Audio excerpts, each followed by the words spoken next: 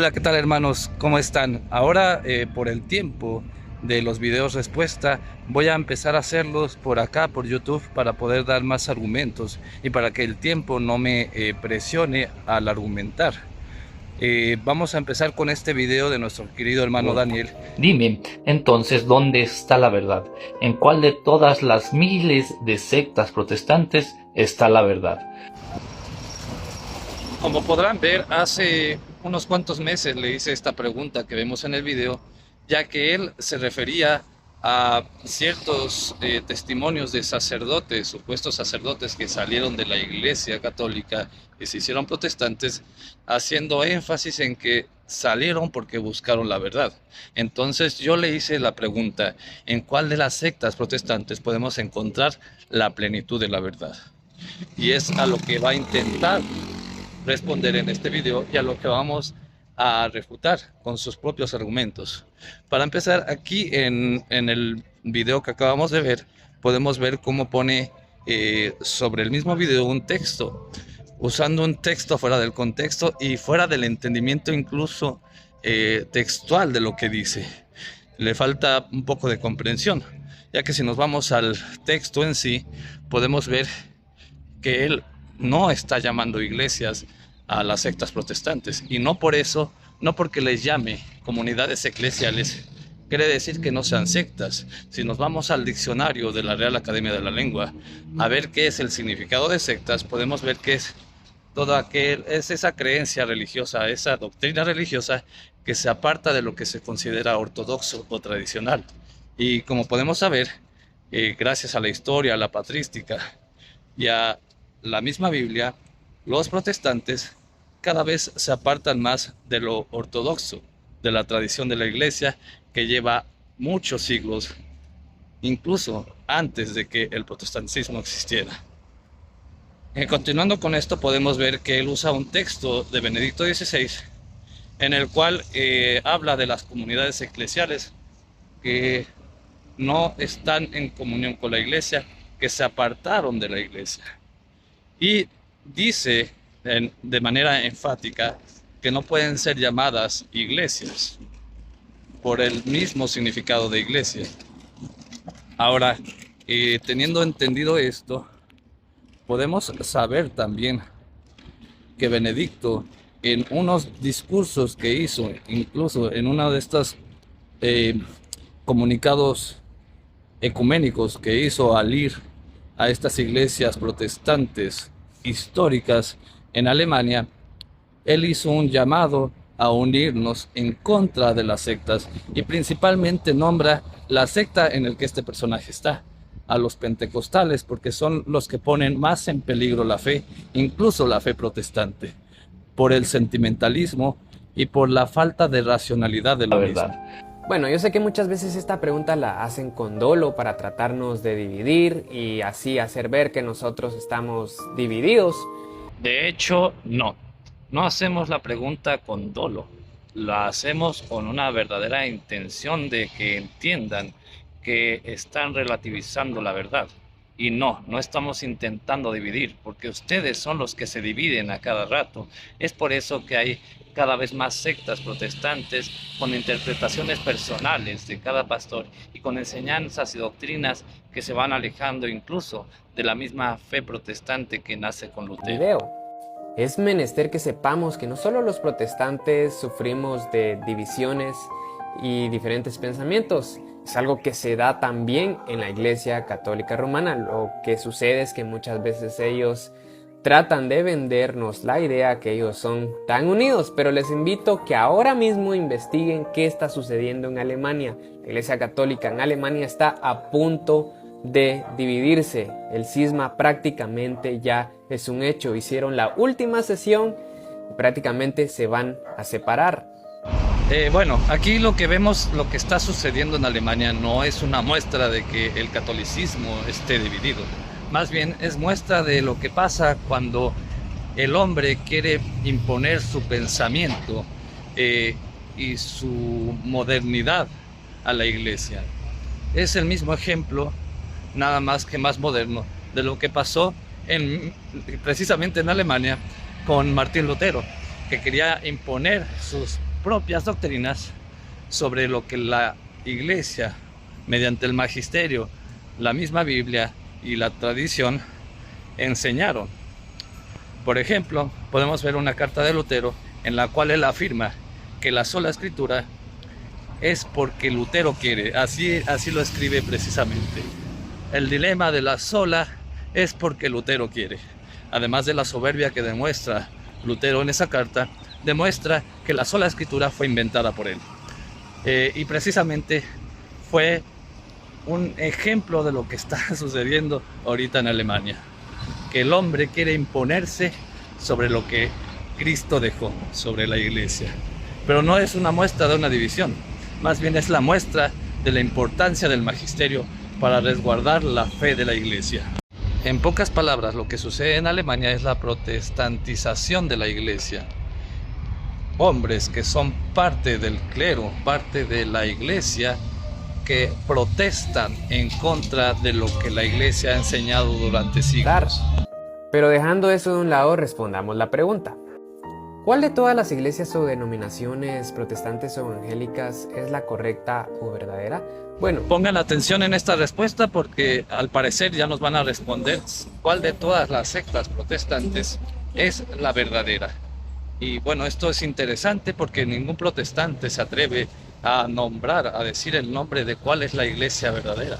Pero vamos a ver si él por fin nos dice cuál de todas las sectas de diferentes denominaciones, diferentes doctrinas, diferentes entendimientos de la Biblia es la que tiene la verdad.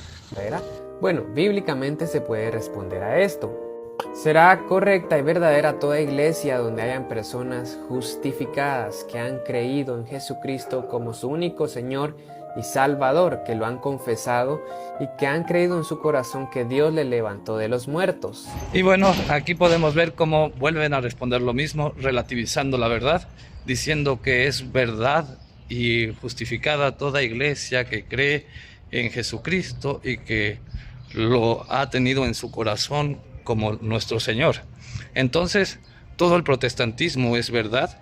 Y como enseñan cosas diferentes, la verdad es relativa y cada quien puede creer como le plazca. Solamente lo importante, como este personaje dice, es tener a Jesucristo como su único Señor y Salvador. Es curioso que esto no es bíblico, porque en primera no hay ni un versículo en la Biblia que diga que podemos crear nuevas iglesias a pesar de la iglesia que ya Cristo fundó y que van a ser verdaderas, porque la verdad es una sola. No puedes ir en contra de esa verdad o relativizar esa verdad, porque al relativizar la verdad, todo es verdad y nada lo es. Ahora, bien, si utilizamos este argumento que está dando nuestro hermano, entonces por ende tendría que decir que la Iglesia Católica es verdadera, cosa que no vamos a escuchar que lo diga. Ahora, volviendo al tema, también podemos ver que en la Biblia nos dice el mismo Señor Jesucristo que no todo aquel el que le diga Señor, Señor, entrará al reino de los cielos. Por ende, el mismo Jesús con ese versículo derriba este pensamiento de que todo aquel que esté en esta iglesia, que diga que Jesús es su Señor y Salvador, por ende es justificado independientemente de cuál sea la fe que profesa, cosa que ni siquiera es bíblico, como bien los mencionaba, ya que el mismo Pablo nos dice que tengamos un mismo pensamiento, un mismo sentir y que tengamos un solo Señor. Y ojo aquí, porque el mismo Pablo nos dice que tengamos una misma fe, y el protestantismo no tiene una misma fe. Cada protestante, cada secta protestante enseña una cosa diferente a la otra, y esto sucede desde los mal llamados reformadores, pero vamos a ver eso más adelante. Muertos. Todas las iglesias que se dejen guiar por el Espíritu Santo y prueben a los falsos espíritus y contiendan y combatan arduamente por la fe que fue transmitida una vez a los santos y para siempre. Primer punto, volvemos a lo mismo de hace rato. No existe un pasaje de la Biblia que diga que una iglesia que sea fundada por hombres, si es dejada guiar por el Espíritu Santo y dice y hace todo lo que tú dices, es verdadera, porque iglesia verdadera existe una sola, porque verdad existe una sola, porque el cuerpo de Cristo existe uno solo. Entonces, este argumento tampoco ayuda a decir que el protestantismo es verdad, porque además, como tú bien dices, es acerca del que defiende la fe que ha sido dada a los santos. ¿Y cuál de todas las fes protestantes, que son diferentes la una de las otras, es la que fue dada a los santos? Pues en realidad ninguna. La única fe que ha sido dada a los santos y que ha sido resguardada por la Iglesia es la misma que se ha enseñado desde el principio hasta el día de hoy y que viene de la Iglesia católica, de la única iglesia que Cristo fundó y de la única que puede demostrar tanto histórica como bíblica y como patrísticamente que es la verdadera. A diferencia de ti, que buscas justificar tu iglesia únicamente con el entendimiento de la Biblia y no usas ni historia ni patrística, y es evidente porque la iglesia protestante no tiene historia más allá de 1516, que es cuando funda principalmente Lutero su iglesia, y se empiezan a dividir unos con otros a tal grado de que habían pleitos entre los mal llamados reformadores por la fe que se querían profesar. Habían pleitos tanto con Lutero como con Calvino, etcétera, por la fe que predicaban diferente uno de otro, y que hoy podemos ver más exponenciada la división, ya que cada doctrina, cada iglesia se enseña diferente. ¿Por qué? Porque no tiene magisterio, no tiene algo que lo sustente de que está hablando la verdad. Toda iglesia que dé fruto, que den testimonio de Cristo y que sigan la voz de Cristo. Aquí volvemos a lo mismo. ¿Qué iglesia sigue la voz de Cristo y qué iglesia está en la verdad plena?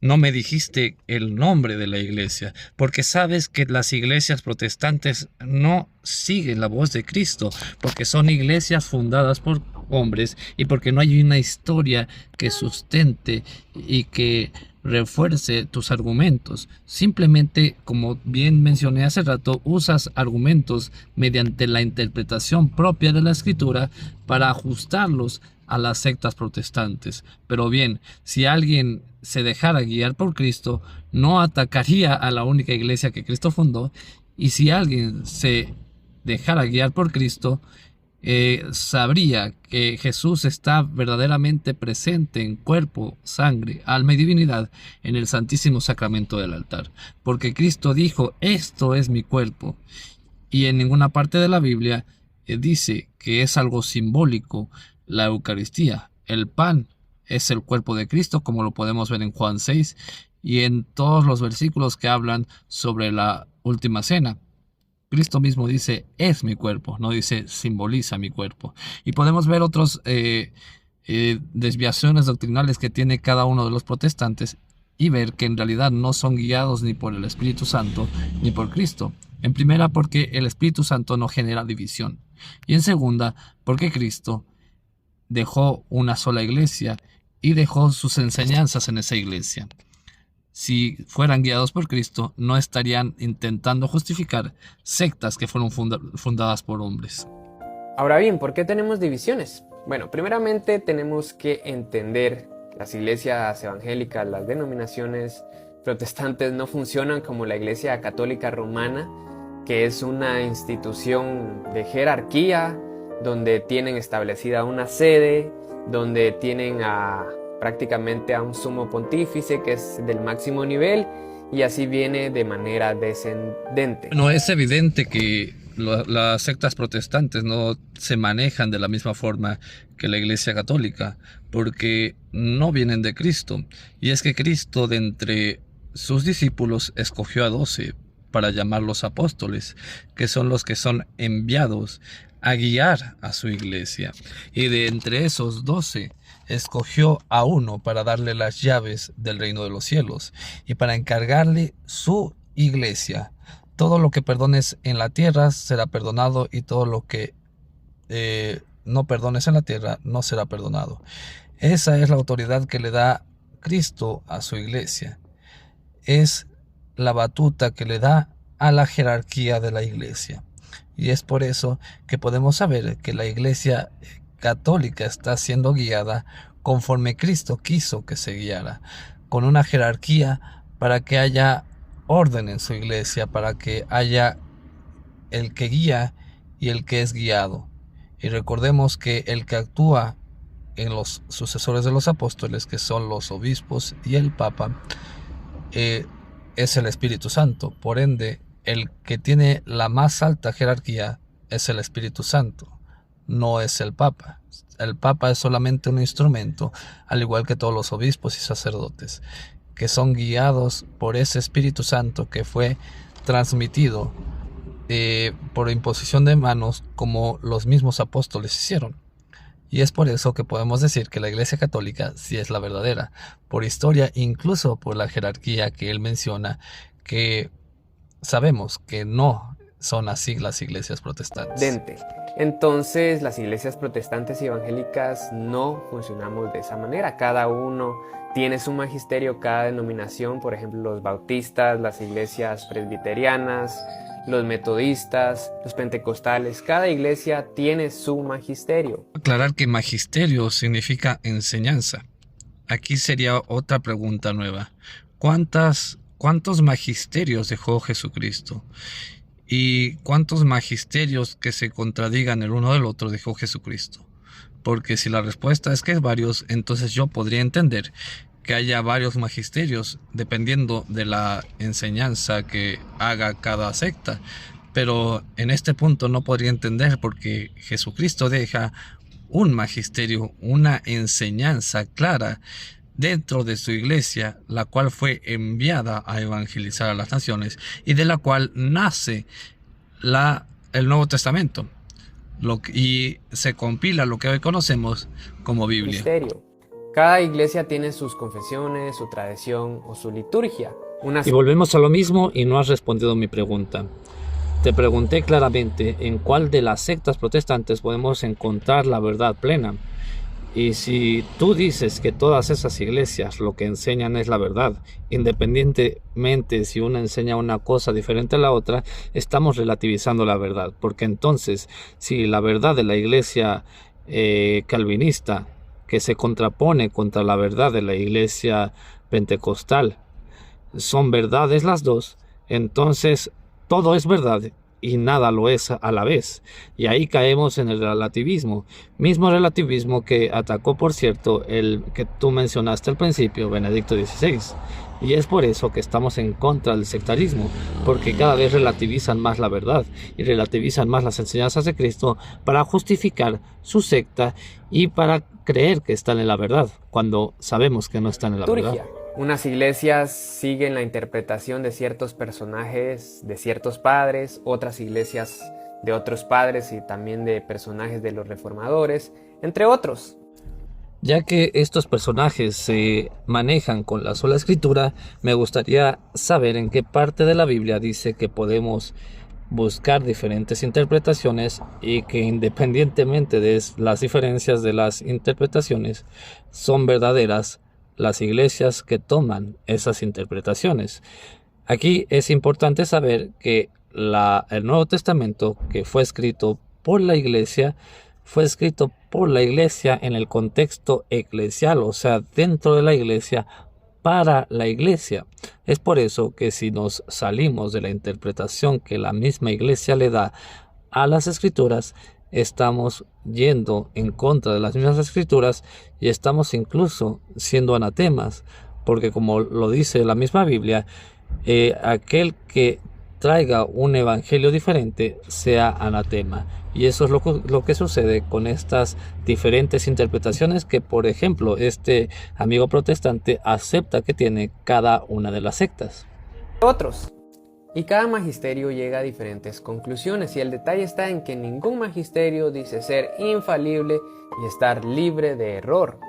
Entonces aquí te pregunto, ¿aceptas que la verdad es relativa? Porque es lo que estás dando a entender acá, que cada magisterio llega a diferentes conclusiones y por ende cada magisterio tiene diferentes posiciones teológicas y diferentes enseñanzas y diferentes doctrinas. Por ende, no pueden estar completamente en la verdad. Y como tú bien mencionas, no pueden afirmar que están libres de error porque no saben si están completamente en la verdad. A diferencia de la Iglesia Católica, que puede demostrar que está siendo guiada por el Espíritu Santo, y es por eso, porque el Espíritu Santo no se equivoca, que el magisterio no se equivoca. Y en las dos cosas que no se equivoca el magisterio es en lo espiritual y en lo moral o en las costumbres. Esas son las dos cosas en las que la Iglesia nunca se va a equivocar. Tanto así que las verdades que convergen en el protestantismo y que son parte también de lo que nosotros creemos, surgen de la Iglesia Católica. Error. La única infalible es la palabra de Dios. Exactamente, la única infalible es la palabra de Dios, pero recordemos que la Biblia no es la única palabra de Dios, porque sabemos que hay cosas que no están escritas. La misma Biblia lo dice en el Evangelio de Juan. Y es por eso que Cristo deja una iglesia. Es más, en ningún momento dice que vayan a escribir el Evangelio y que esto se iba a llamar palabra de Dios. Sabemos que la Biblia es palabra de Dios porque la misma iglesia lo proclama así. Y esa proclamación de la iglesia, que es inspirada por el Espíritu Santo, también es palabra de Dios. Así podemos saber que las inspiraciones de Dios en su iglesia, mediante su iglesia, son palabra de Dios. Y es por eso que el magisterio no se equivoca. Ojo, las personas nos equivocamos, pero el magisterio no, porque el magisterio está sustentado con el poder del Espíritu Santo. Ese Espíritu Santo que le fue dado a la iglesia. Dios. Por tal razón, la mayoría de protestantes siguen el principio de la sola escritura, donde tenemos como máxima autoridad de regla, de fe, moral y conducta a la escritura, a la palabra de Dios. Ok, supongamos que la sola escritura es bíblica y que lo creían los apóstoles y que, como tú dices, en uno de tus videos dices que incluso los judíos creían en eso, cosa que podemos ver que no es cierto porque los mismos rabinos judíos lo han desmentido. Vamos a preguntarte algo que no has sabido responder tampoco. ¿Cuál es la forma de interpretar que nos hace entender que la máxima autoridad es la escritura y que no estamos cayendo en ningún error? Porque si la sola escritura, o sea, la única regla, la máxima regla de fe es la escritura, debe de haber, por ende, una regla que nos enseñe a interpretar correctamente la Biblia y que no caigamos en el error. Dios. Y ojo acá, porque la sola escritura, como ya lo he dicho constantemente, no rechaza la tradición, no rechaza los concilios, no rechaza la razón. Todo esto es complementario de la escritura. De hecho, no siempre fue así. Si nos vamos con el padre de esta idea de la sola escritura, que es Martín Lutero, podemos ver cómo despreciaba la tradición y despreciaba el magisterio. Y no fue así como tú dices, de que también es importante la tradición para ustedes.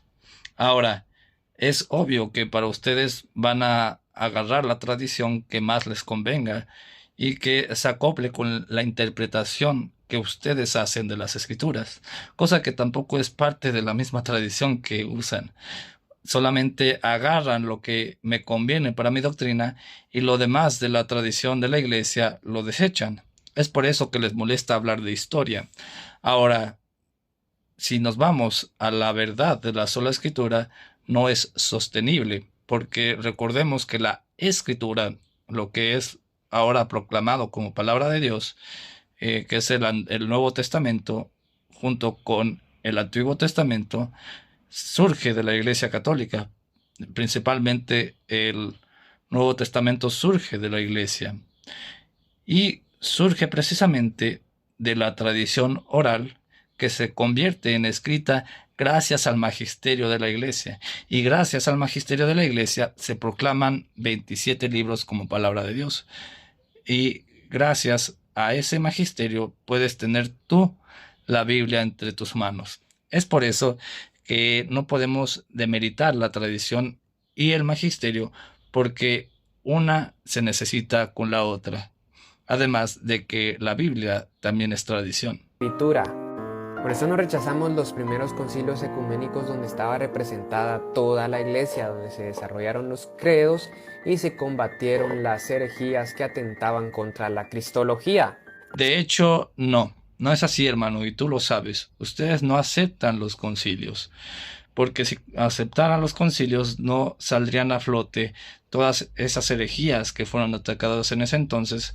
Ahora, en el protestantismo, podemos ver una de esas herejías como lo es el nestorianismo, y lo vemos mucho en los protestantes cuando vienen a atacar a los católicos. María no es madre de Dios, dicen. Y en el concilio que se atacó el nestorianismo, surge el dogma de María, Madre de Dios, que va dirigida precisamente a Jesucristo, ya que Jesucristo es verdaderamente Dios y verdaderamente hombre. Y tiene la unión hipostática, la cual hace que estas dos naturalezas siempre hayan estado unidas. Entonces, no, hermano, ustedes no aceptan todos los concilios. Dicen que los aceptan, pero no es así. Porque si podemos seguir revisando otras herejías, nos vamos a dar cuenta que ustedes son los que traen a flote las herejías. Se reconoce esa gran labor, se reconoce esa autoridad, pero todo va juntamente con la escritura. En esta última afirmación me parece bastante curioso que digas que aceptan la autoridad de los concilios cuando la autoridad de los concilios era la iglesia. Ahora, si todo se debe de subordinar únicamente a las escrituras, dime en qué parte de las escrituras se basaron los apóstoles en el primer concilio, en el concilio de Jerusalén, para determinar que los gentiles no deberían de circuncidarse, ya que si nos vamos a las escrituras que existían en ese tiempo, que eran el Antiguo Testamento, podemos ver que todo lo que se refiere a la circuncisión se toma como algo obligatorio en todos los pasajes bíblicos del Antiguo Testamento que hablan de la incircuncisión como parte de, para pertenecer al pueblo de Dios, para pertenecer al pueblo que será salvado por Dios, al pueblo elegido. Es obligatoria la circuncisión, y en el concilio de Jerusalén se tomó la decisión de que no era obligatorio circuncidar a los gentiles, que no se les debía de circuncidar. Dime qué parte de las escrituras usaron para que ellos subordinarse a las escrituras, ya que según tú, la máxima autoridad son las escrituras y no la autoridad que le da Cristo a la iglesia. Ahora, podría estar de acuerdo contigo en esta parte que dices, de que todo tiene que estar conjunto con las escrituras, si es que no ponemos a las escrituras por encima de la tradición y del magisterio. Y no estoy diciendo que pongamos al magisterio o a la tradición por encima de las escrituras, ya que tienen el mismo nivel y tienen la misma importancia uno del otro, como bien te lo decía. Uno se necesita del otro para ser entendido y para poder proclamar la verdad plena. Pero no todos los temas se desarrollaron en los concilios ecuménicos, y aquí es donde quiero que todos tengan esto en mente, que en la iglesia primitiva, que los padres de la iglesia no pensaban de la misma manera, no tenían un consenso en todo como hoy trata y pretende hacernos creer la Iglesia Católica Romana.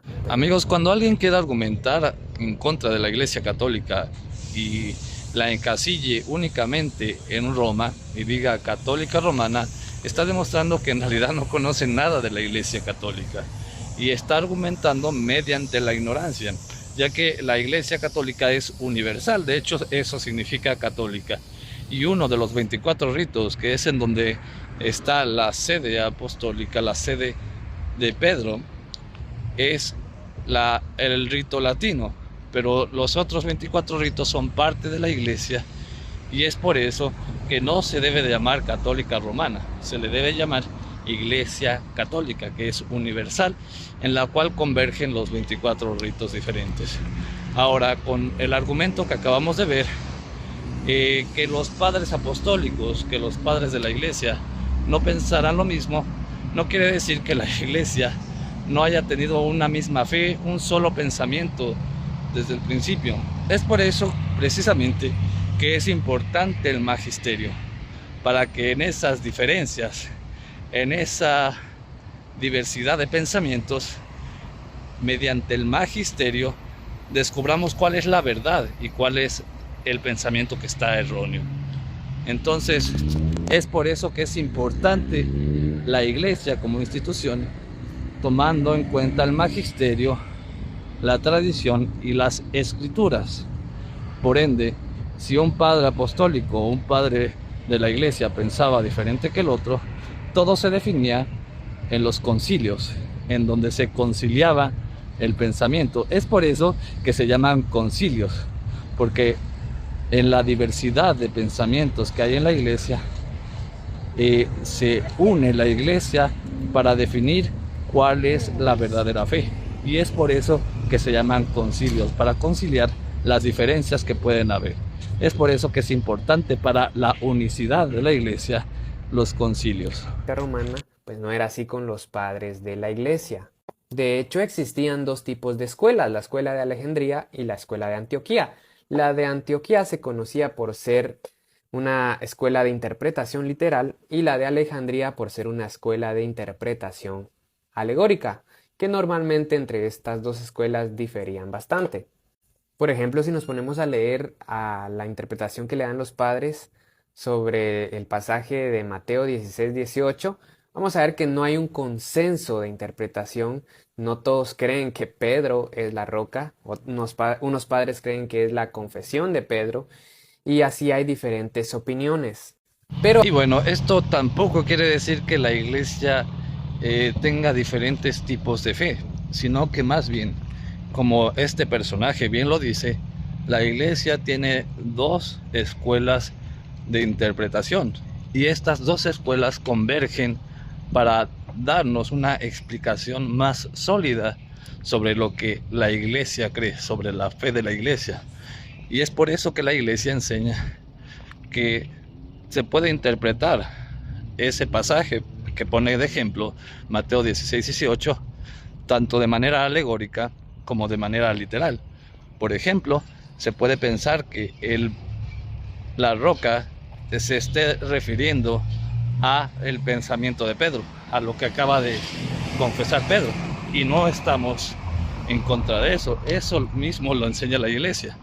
Y también podemos afirmar que la roca es Pedro y no estamos contraponiendo una contra la otra, sino que más bien los pasajes bíblicos tienen diferentes formas de interpretar, pero se interpretan a la luz de la tradición y del magisterio.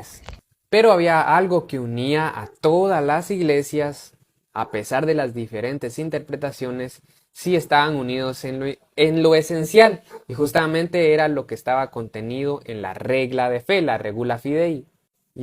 Exactamente, hermano, es la regula fidei la que une todas estas comunidades eclesiales que conforman a la Iglesia Católica en una sola fe. Por ejemplo, parte de la regula fidei que existe desde la Iglesia primitiva es la predicación del Evangelio. Pero recordemos que en la iglesia primitiva no estaba compilado ni estaba escrito totalmente el Evangelio, ni siquiera las cartas se habían terminado de escribir.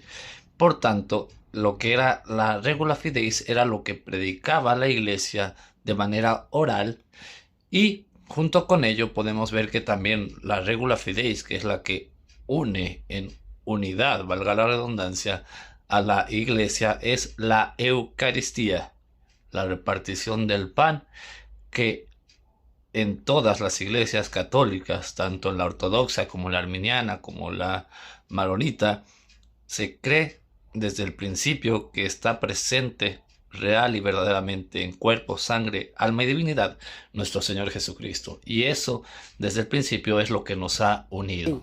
Y así fue hasta que poco a poco Roma fue adquiriendo poder hasta tal. Y de hecho no es así, mi querido amigo. No es que la iglesia en Roma se empezara a apoderar y a tener más poder con el paso de los años, sino que más bien la autoridad recaía en Roma porque ahí fue donde murió Pedro. Y precisamente la autoridad recaía en Roma porque recordemos que a Pedro fue al único que le dio las llaves. A Pedro fue al único que le dijo, apacienta mis ovejas. A Pedro fue al único que le dijo que el demonio estaba pidiendo permiso para zarandear a la iglesia. Y le dijo, yo estoy orando por ti para que confirmes a tus hermanos. Pedro tenía la autoridad dada por Cristo, y esta misma autoridad ha sido traspasada por la sucesión apostólica por los siglos hasta llegar al día de hoy, y lo podemos demostrar históricamente con la lista de los papas y con las bulas y los escritos que había. Es más, podemos demostrarlo con cartas de los padres de la iglesia, como San Ignacio de Antioquía, como Clemente Romano, entre otras, porque recordemos, por ejemplo, Clemente Romano tuvo una necesidad de hacer un llamado a Poder hasta tal punto que Roma se trata de adjudicar infalibilidad papal, excluyendo a los demás obispos, incluso a los patriarcas de Oriente. De hecho, no es así, mi querido amigo. En primera, no es que se le haya atribuido como si hubiéramos inventado una doctrina de la infalibilidad hacia el Papa, porque déjame decirte que ni siquiera sabes qué es la infalibilidad papal por lo que se ve, porque la infalibilidad papal no recae sobre el Papa. La infalibilidad, tanto en el magisterio como hacia el Papa, no recaen en la persona humana, sino que recaen en el Espíritu Santo que está en ellos, porque ellos recibieron al Espíritu Santo mediante la imposición de manos, así como podemos ver en el libro de Hechos, que la imposición de manos es la que transmite el Espíritu que le fue dado a la iglesia y transmite también esa autoridad. Por ende, no es que la iglesia haya adjudicado esta infalibilidad al Papa, sino que más bien la infalibilidad la tiene el Espíritu Santo que habita en el Papa, que es el sucesor de Pedro y el que tiene las llaves. Incluso la bula Unam Sanctam de Bonifacio VIII decía que era necesidad de todo hombre sujetarse al romano pontífice para ser salvo. De manera que a lo largo de la historia Roma ha excluido a todo aquel que no se sujete a ellos, diciendo que solo ellos son la iglesia verdadera. Esta es una autoridad dada por Cristo. Le dice a Pedro, y a ti te daré las llaves del cielo, y todo lo que ates en la tierra quedará atado en el cielo, y todo lo que desates en la tierra quedará desatado en el cielo. Es por eso que el Papa, que es el sucesor de Pedro, tiene esta autoridad en la iglesia de excomulgar a los que no están en común unión con la fe que la iglesia ha enseñado desde que Cristo mismo la fundó. Verdadera, realizando concilios sin contar con todas las iglesias y anatemizando a todo aquel que no se sujete a ellos. Y es así como han logrado una unidad forzada, porque prácticamente excluyen a todo aquel que no piense como ellos. Unidad forzada. ¿Cómo se ve que no conoces ni siquiera lo que es la universalidad de la iglesia, lo que son los distintos formas de ritos que hay en la iglesia y que no están forzados a creer? Más bien, los que no creen la verdad están excluidos, pero no porque la iglesia los excluya, sino porque ellos mismos se excluyen de la verdad misma.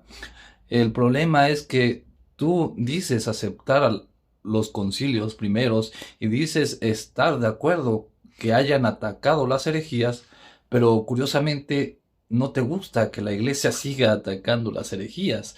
Eso es una contradicción en sí misma hacia tus argumentos. Como ellos. Y eso no lo vas a ver en ninguna iglesia protestante o evangélica.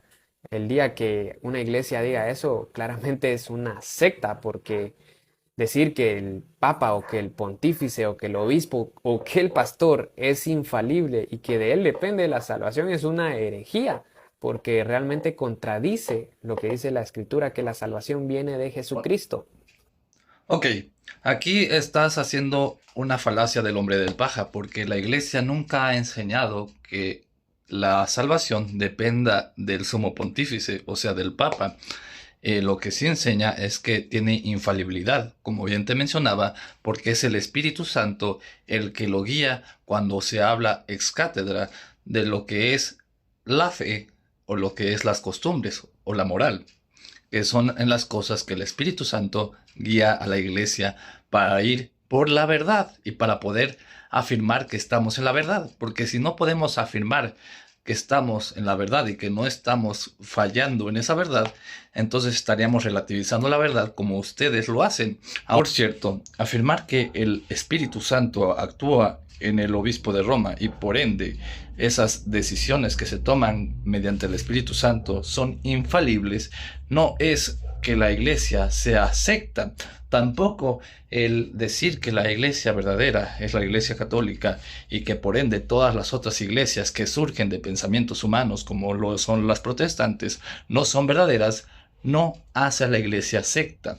Porque lo que es una secta, como podemos ver en el diccionario, es una doctrina que se aparta de la ortodoxia de la fe correcta o de la tradición de la iglesia. Y podemos demostrar con patrística, Biblia e historia que la única que ha continuado con la doctrina que Cristo dejó y que viene desde Cristo, porque Cristo la fundó, es la Iglesia Católica, aunque les duela y aunque quieran hacer ver que es una secta. Eso no puede ser como ustedes lo dicen, porque además Cristo le da una promesa a la iglesia que es: ni las puertas del Hades prevalecerán ante ella. Y esa promesa ha prevalecido hasta el día de hoy y prevalecerá incluso hasta que acabe el mundo. Ustedes, las sectas, poco a poco se van a ir eliminando. Es más, podemos ver cuántas sectas en la pandemia dejaron de existir y nacieron nuevas sectas protestantes engañando a más gente. Y tampoco el decir que extra ecclesia nulla salus, o sea, fuera de la iglesia no hay salvación, tampoco es ir en contra de lo que dice la Biblia, porque la iglesia es el cuerpo de Cristo. Entonces, cuando afirmamos que fuera de la iglesia que Cristo dejó no hay salvación, estamos afirmando que fuera del cuerpo de Cristo, o sea, fuera de Cristo no hay salvación. Por tanto, no estamos yendo en contra de lo que dice la Biblia y no estamos pronunciando ninguna herejía. Ahora bien, yo quiero hacerte esta pregunta. Si los católicos romanos o católicos de Occidente, como les gusta que los llamen, son la verdadera iglesia, entonces, ¿por qué difieren con los católicos ortodoxos? Y difieren en varios dogmas, pero me voy a centrar en uno, en la Inmaculada Concepción. Los católicos romanos creen que la Virgen fue concebida inmaculada, pero los ortodoxos no. Si ambas son la Iglesia Católica, si ambas tienen sucesión apostólica, entonces, ¿cuál de las dos tiene la razón? ¿Será que si alguien un día decide hacerse católico, tiene la libertad de creer en ese dogma o rechazarlo? Ok, mi querido amigo, te respondo con mucho gusto la pregunta, pero primero que nada déjame explicarte el porqué de la respuesta. Tienes que entender que los ortodoxos también creen en María Inmaculada. No de la misma forma que el rito latino, pero sí creen que María es inmaculada. Ahora, ¿cuál es la diferencia que tenemos los del rito latino con el rito ortodoxo? Precisamente es en la temporalidad en la cual María fue inmaculada. El rito latino enseña que María fue inmaculada desde el momento de la concepción, a diferencia del rito ortodoxo que dice que fue antes de recibir el saludo del ángel.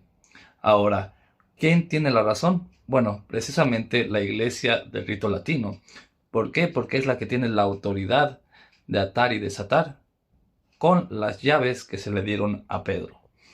Ahora, esto nos diferencia, nos hace separar el rito ortodoxo del rito latino. Bueno, en realidad no. Y ha habido grandes diálogos entre el patriarca, los patriarcas ortodoxos y el obispo de Roma, que es el Papa, para buscar la unidad de la iglesia, para eliminar estas diferencias que hay y que podamos volver a ser uno, como el Padre y el Hijo son uno, así como él mismo oraba por su iglesia. Ahora, los ortodoxos también son católicos y Nada más han habido diferencias en esos puntos de vista, pero no son puntos esenciales como los sacramentos, que son lo que nos da la gracia. Por ende, podemos saber que el que tiene la razón en este punto es la Iglesia de rito latino, pero no anatemizamos al ortodoxo, porque además creen lo mismo, solamente que de una forma un poco diferente.